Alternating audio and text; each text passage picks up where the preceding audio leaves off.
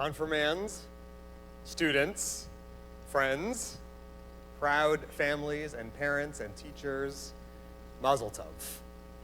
We have reached a day of great celebration and transition as you make your way into the next phase of your life as Jewish adults and Jewish learners.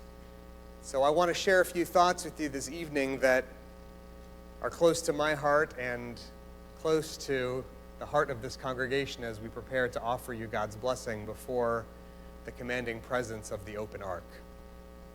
I want to talk to you tonight about something that is very close to my heart and very important to me as a human being, and that is Game of Thrones. Now, you don't have to have watched Game of Thrones, and if you haven't made it to the end yet, I'm not going to spoil anything for you. But the reason I want to talk to you about this show that has occupied so much of my life and so much of many of the lives of the people that I know and love is that it charts a dramatic and compelling story which is, deep at its heart, an open question mark. Who is it that will sit on the Iron Throne and rule the seven kingdoms? Well, if you watch the show from the beginning, you know that the question continues to meander and spread from continent to continent, focusing on one character after another, pausing to lead its watchers to hypothesize that this one or that one will eventually defeat all the others and come to sit on that very important and very pointy throne. Well, again, without spoiling what happens at the end of the series, there is a moment in the last episode when it finally becomes clear who it is that deserves to sit on the Iron Throne and rule the seven kingdoms. And during the course of the show, there are different potential answers to the question of what it is that makes one worthy for leadership. Sometimes it looks as though the person who's the strongest will win. Sometimes it appears that the throne will go to the person who's the cleverest or the most ruthless, the one who has access to the most wealth or the biggest dragons. But in the end, there is a short monologue in the last episode delivered by Tyrion Lannister when he explains why it is that the person who has earned the Iron Throne deserves it. And he asks this question. What unites people? Armies, gold, flags, stories. There's nothing in the world more powerful than a good story. Nothing can stop it.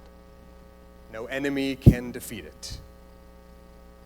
He goes on to tell us that only a person who can learn and appreciate and fully live out one's own story, incorporating, as he says, the wars, weddings, births, massacres, famines, the triumphs, the defeats, the past. Only that person can effectively chart his own future and grow into the person she was meant to become.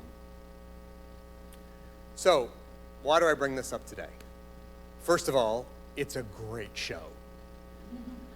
But more importantly, the lesson, the message of that final episode of this fantastic show tells us a truth that all of us, I hope, have learned and absorbed well over the course of our study together. That our work here is story work. When you became bat mitzvah or bar mitzvah, that was the time that you demonstrated to your family and to your congregation and your community that you had begun learning the Jewish story.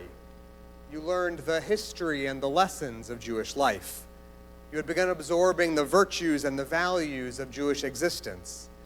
And you stood on this bima or another, and you demonstrated that you had grasped the tools by which Jewish story is transmitted and made comprehensible. Hebrew and prayer, Torah, and religious ritual. But confirmation is different.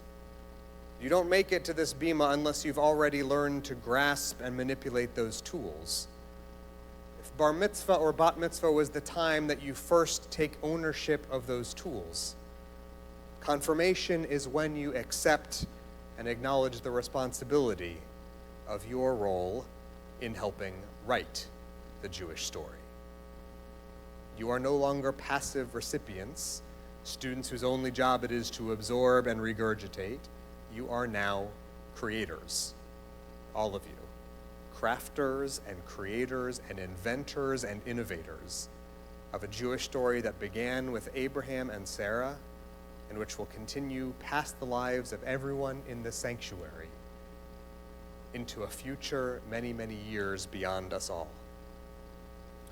Today, the things that you confirm and affirm and promise each become another building block in the enormous edifice of Jewish story, each one crafted in the unique way that all of you alone could accomplish. None of us in this room, no other student or teacher or member of the clergy can craft a story exactly like yours. So that is both at once a compliment and a challenge. Your uniqueness is beautiful and precious and sacred, but it's also an obligation and a caution that if you stop telling your Jewish story, it will vanish. Jewish history, the Jewish heritage, and the Jewish people need your part of that story, with the unique flourish and detail that only you can put upon it. So, as your teachers, as your companions on this road of Jewish learning, let me tell you what a joy it has been to hear little bits of the story that you will add to the great Jewish tapestry. And let me tell you how excited and eager I am, all of us are, to hear the stories that you craft continue to make their way into the grand library of Jewish wisdom and Jewish heritage. And so, as I invite you one at a time with me before the presence of the Torah scrolls and that sacred ark to receive a moment of blessing, that moment between us in the presence of God's wisdom becomes one more stitch in a great and majestic tapestry of Jewish wisdom and Jewish peoplehood that will continue through you to the generations yet to come. So, as we prepare for our moment of blessing before the ark, I'll invite all present please to rise.